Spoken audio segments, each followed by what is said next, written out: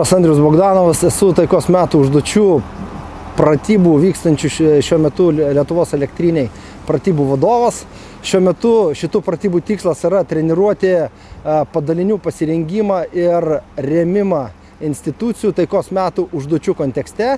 Šiuo metu yra aktyvuojami du padaliniai, tai vienas iš jų yra Didžiosios kovos apygardos 8-osios rinktinės taikos metų užduočių padalinys, kurio užduotis yra remti viešo saugumo tarnybą vykdant jų užduotis šiame objekte. Taip pat koordinuojant yra aktyvuotas ir taikos metų užduočių oro gynybos elementas, kuris yra išsidėstęs palei elektrinę ir vykdo irgi savo užduotis. Kartu sausumos elementas vykdo bendradarbiavimą kartu su viešo saugumo tarnyba, kurio metu yra sustiprinami postai, kuriuose veikia viešo saugumo tarnybos padaliniai, taip pat vykdomis kartu su jais tiek pėsčia, tiek moto patruliavimą ir išorės objektų apsaugą.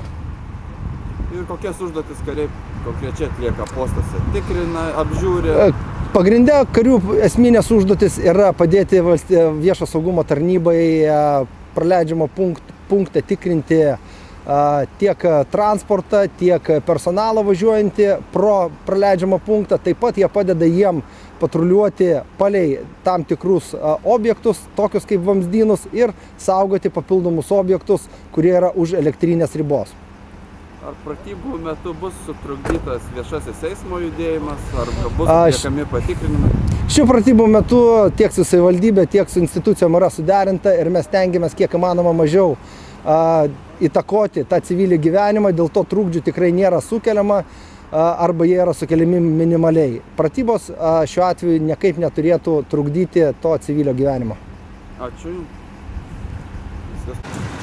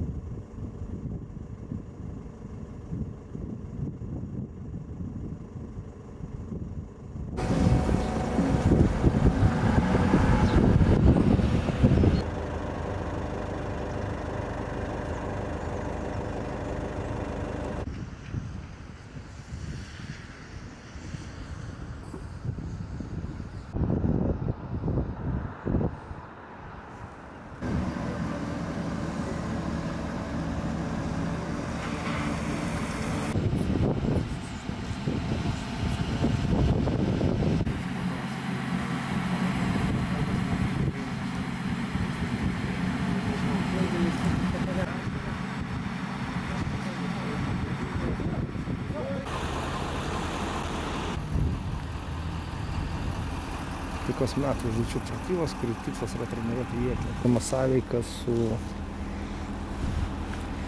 išsidėstę elektrinės prieigose.